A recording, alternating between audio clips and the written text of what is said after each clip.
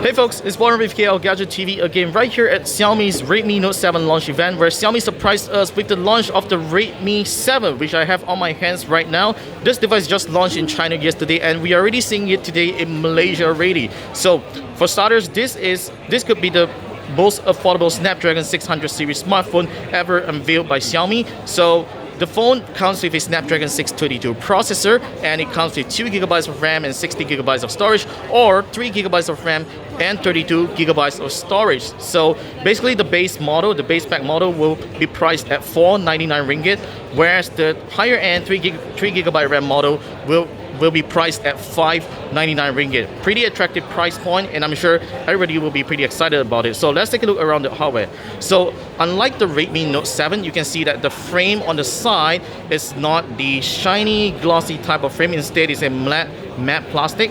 So on the back here, you still get this really nice gradient color, which I have this blue and black gradient color model here. So what's changed over here is that the Redmi 7 has a slightly smaller display than the Redmi Note 7 at 6.26 inches with an HD Plus display. On the front, you get a lower resolution selfie camera at 8 megapixels. While on the back here, you don't get the 48 megapixel camera, but instead you get a 12 megapixel plus 2 megapixel depth camera on the back right here. There's still a fingerprint scanner, and there is a IR blaster on the top, which is pretty decent for a device that's priced below 500 ringgit. And unfortunately, you don't get Type-C, you get micro USB, which is okay. This is an entry-level device, so don't expect too much from it.